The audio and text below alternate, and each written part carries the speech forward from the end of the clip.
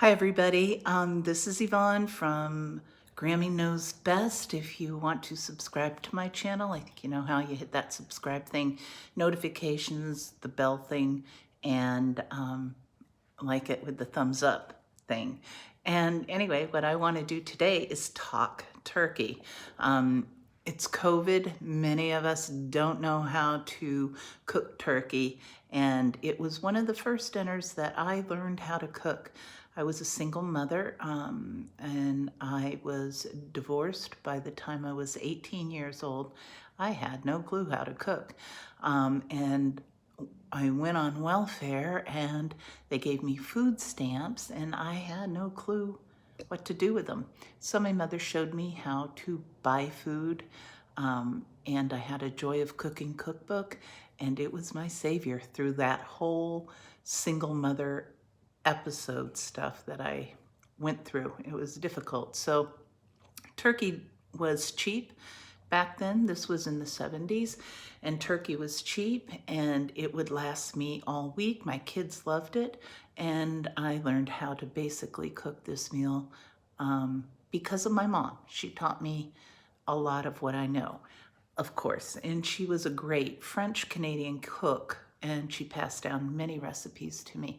So that's what I do for Thanksgiving. But because many of you don't, let's say it's COVID, and many of you go to other people's houses, or you may be making a dinner at your house. And if you are, and many of us haven't ever done that before, many of us go out to eat for Thanksgiving dinner, and they're just not the cook. And yet this year we're sort of being forced to learn how to cook. So I thought I'd talk a little bit about the turkey dinner. Now, the turkey dinner, if you've got a turkey in your freezer, today is Saturday, and it's a 10-pound turkey, I would take it out of the freezer and put it in the refrigerator so that it's thawed by Thanksgiving Day in the morning. So you want to take it out of your freezer and put it in the refrigerator to thaw it. I have a 20-pound turkey, and today I took it out. I didn't mean to get a 20-pound turkey. It's only my husband and I, but that's all the store had when we went. And we didn't go Walmart, put it in the back of our car. So um, we have a 20-pound turkey. I wanted a 10 to 15-pound turkey, but for my husband and I, because I do like the leftovers, but the 20-pound turkey is fine. But since we got it yesterday, today is Saturday, it went in the freezer last night, and so right now I'm starting the thawing process to just leave it out on the counter on a dish because I don't want all of this to go around. And I'm leaving it on the counter for 2 hours to get that process started. And then I'm going to put it in the refrigerator, and hopefully it will be thawed by Thursday. It may or may not be, but I think it will.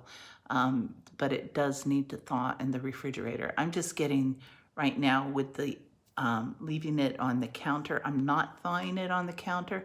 I'm just getting rid of the frost, the stuff that's starting, and then I'll put it in the refrigerator and it will be fine. It's not ever going to get to room temperature at 20 pounds. Not today. And so I will just do it for a couple hours, and then I'm going to put it in the refrigerator. Like I said, if you've got a 10-pound to 15-pound turkey, just take it out, put it in the refrigerator right now to thaw, and it should be quite nice and done by the time Thanksgiving Day arrives. Now, the next thing I want to talk about is stuffing your turkey. I stuff my turkey, and I didn't for a while because they said you shouldn't.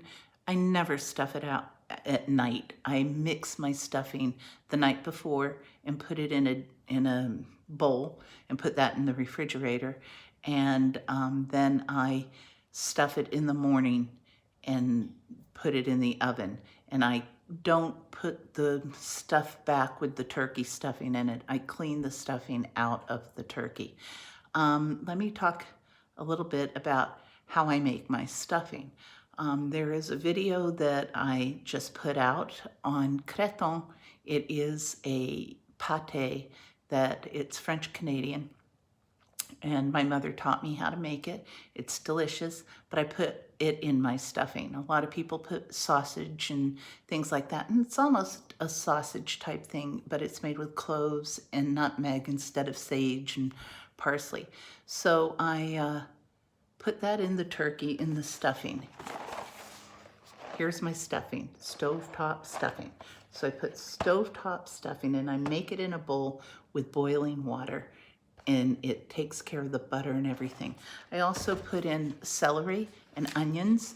My husband likes me to cook those because sometimes they're crunchy in the stuffing. I like the crunch, but he doesn't. So I will cook those, saute them, and then put them into the bowl with the stovetop stuffing. Celery and onions is mixed in with this. If I have a 20-pound bird, oh, and my meat and my creton, that's mixed in as well. And it's about a pound that I will put in for 2 boxes of stovetop stuffing to go inside my 20-pound turkey. So if you got a 10-pound turkey or a 15-pound, 1 box might be okay. You might want to do 2 boxes, and you can put it aside on the stove or do it separately on the stove. And you can do the whole stuffing on the stove if you want to the day of Thanksgiving instead of stuffing your turkey. But make sure if you aren't going to stuff your turkey, butter the inside of the turkey, stuff in an apple or some onions or something so that there's something inside that cavity to keep the meat moist inside. So if you're not stuffing, put something inside the cavity to keep the meat moist. So that's what you do with the stuffing. That's how I make my stuffing, and I put it in there with a big spoon in the morning, and then I put before I cook the turkey, it goes immediately from my bowl into the turkey into the oven. So that's the last thing I do before I put my turkey in the oven. Now, people often wonder, how long do I cook this turkey? Well, the rule of thumb, and the one I use, is 20 minutes per pound. And what I do is, once my turkey is stuffed and it's in the pan, I make a foil tent and I leave it over the turkey up until 1 hour before my turkey is finished. Then I take the tent off and let the turkey brown on top for that last hour. And the skin comes out beautiful. And the other thing that I do is, when I make my turkey, before I stuff it, before I do anything, I make a butter the night before with fresh herbs, parsley, sage, rosemary, and thyme, which is poultry seasoning. Anybody who knows that song, that's poultry seasoning: parsley, sage, rosemary, and thyme. So if you want to make a butter with parsley, sage, rosemary, and thyme the night before, soften your butter, add your herbs, and then put it in the refrigerator overnight. And then inside the turkey, if you're not stuffing it, use that. On the outside of the turkey, you can use that. And I put it underneath the skin, right where the breasts are, to keep the breasts moist, because they tend to dry out. So I put it underneath the skin, and I will have parsley, sage, rosemary, and thyme, poultry seasoning. If you don't want to put fresh herbs in there, put some poultry seasoning inside the butter. That will season it as well. And just mix the butter up when it's softened and put it in the refrigerator overnight, and take it out and put it inside the breast, in between the skin and the breast. You just open it up and put the butter in there, and then put the rest of the butter on the outside, and it will make your gravy drippings delicious as well. And it works really, really well. And so that's how I prepare the turkey. Now, inside the turkey are the giblets, and you need to take those out and take them out of the package. What I do with them is I put them in a small little pan. I put poultry seasoning on top, or again, you can put in fresh herbs, parsley, sage, rosemary, and thyme, and put that inside the pan, as well as the giblets. I don't eat them. A lot of people will eat the turkey heart, neck, and everything. I just boil them down, and I cover them with quite a bit of water and boil it down till I have like a half a cup of water, and only it's not water at that point. It has now become drippings infused. All the flavor from the giblets gets infused with the poultry seasoning, and that becomes part of my gravy as well. So I have for my gravy the giblets that I have boiled down, and I've got that ½ cup. And then I have the drippings also from the turkey that you will get. And I use 1 bouillon cube, oops, a bouillon cube from Knorr's. Did I do it upside down? A Knorr's bouillon cube. Delicious, delicious. The best bouillon I've ever had. They make it in packets, and I would put one of those packets inside my gravy if you've got it. It's a very delicious, adds a lot of flavor. I do like the packets, but it's COVID, and I can't, Walmart doesn't have them, so I don't get them. So I haven't been in the grocery store for them. So that's the gravy that I flavor it with that, the bouillon cube, and I will tell you how to make my gravy.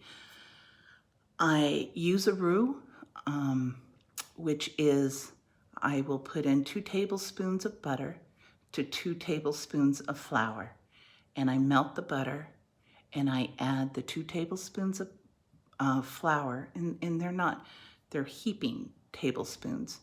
And so it might be maybe 2½ tablespoons, but they're heaping tablespoons of flour. And I cook them until they turn the golden brown. They get a nutty smell when the flour is cooked. That's what you are trying to do. So I put in the butter, I put in my 2 tablespoons of flour, and I wait until I get a nutty smell. And then I will make my gravy. Now, to get the drippings, you will have a lot of grease on your drippings, the top from the turkey, and you don't really want to make a gravy with grease like that. It will be, you don't want to do it. It will be greasy. It won't come out right. One time it boiled over for me and it ended up with a fire. You don't want to do that. So you want to take your drippings off.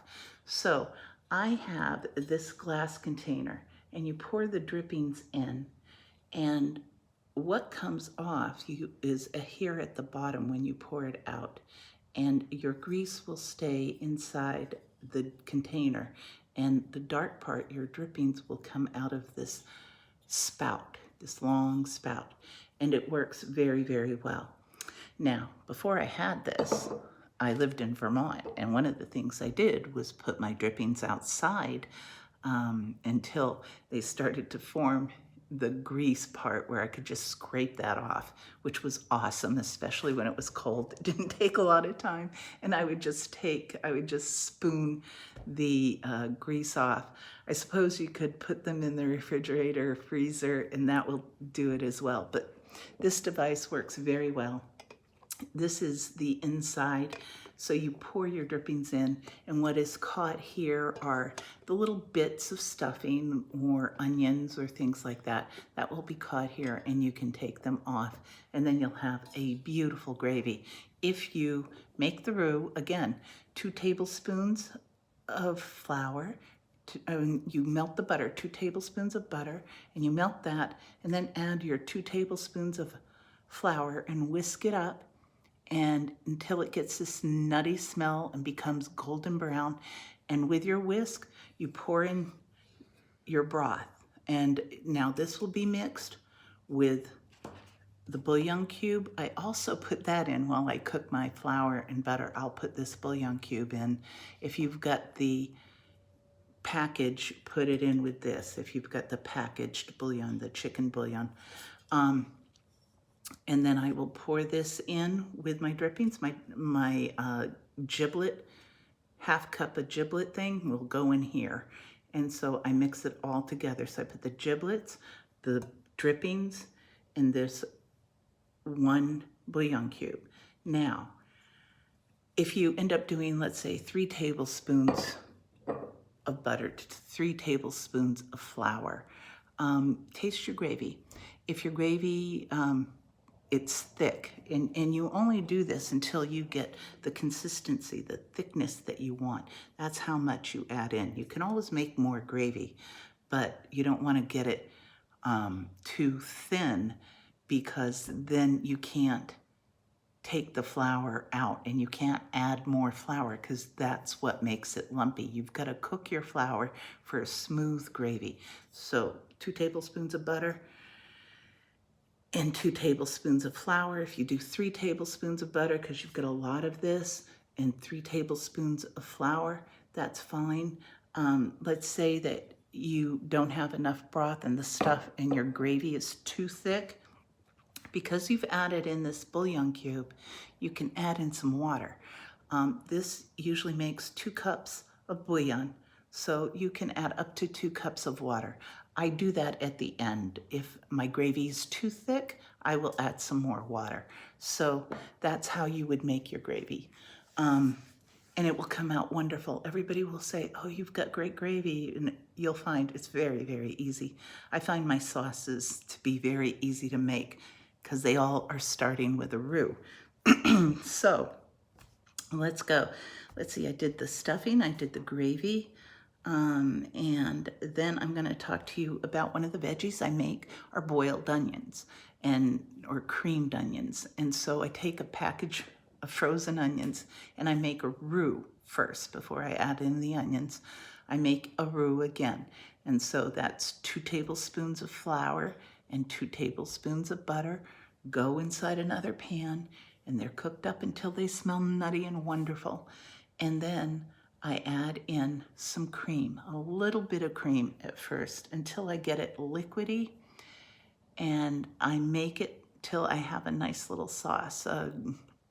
Again, like a gravy consistency, and I add in cream, I add in milk, I'll add in, they're creamed onions, so you add milk, cream, and that's it.